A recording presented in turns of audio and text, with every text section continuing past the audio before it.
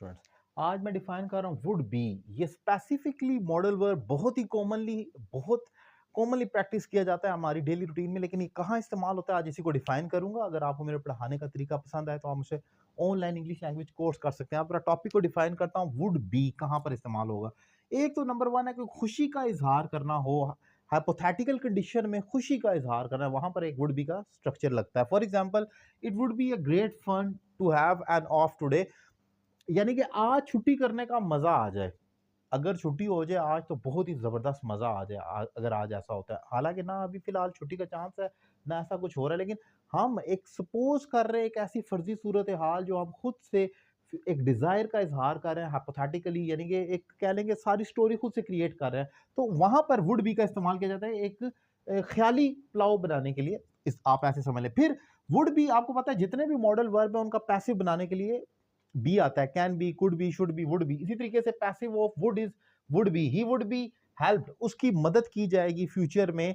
हमारी ये ख्वाहिश है, हमारी डिजायर है कि आने वाले वक्त में उसकी मदद की जाएगी, तो वहां पर वुड का पैसिव वुड बी हेल्प्ड हो जाएगा। I would help him active, मैं उसकी मदद करूंगा, और उसकी मदद की जाएगी यानी करने वाला नहीं होगा, तो ही वुड बी हेल्प, ये पैसिव हो जाएगा।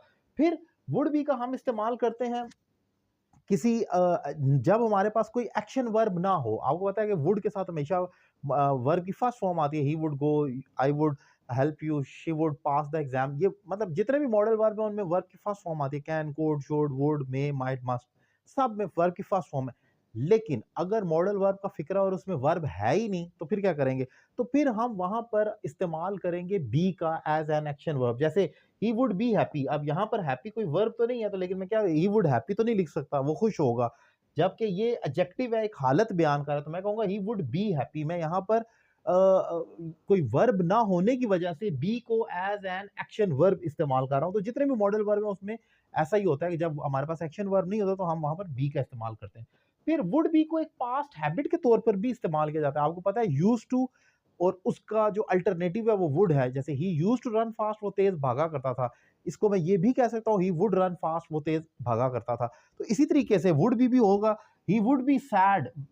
मैं लिख देता हूँ he would be sad when he was a kid, वो उदास हुआ करता था या होता था जब वो बच्चा था। अब यहाँ पर वुड बी के तो बहुत सारे मीनिंग होते हैं, लेकिन यहाँ पर पास्ट हैबिट के तौर पर लिया जाएगा क्योंकि अगला फिक्रा आप देख ले वो माजी है। तो इट मींस कि यहां पर अगर वुड भी आ रहा है, अक्सर अखबारात में या बुक्स में ऐसा लिखा होता है और स्टूडेंट कंफ्यूज हो जाते हैं। वुड तो हमेशा फ्यूचर में इस्तेमाल होता है, तो आप कंफ्यूज हो जाते हैं। तो याद रखें वुड को पास्ट हैबिट के लिए भी इस्तेमाल किया जाता है। अगर आप उसको ये नहीं मालूम तो ऑब्वियसली पूरी स्टेटमेंट पढ़कर आप कंफ्यूज होंगे कि ये फ्यूचर है और आगे पास्ट कैसे आ गया।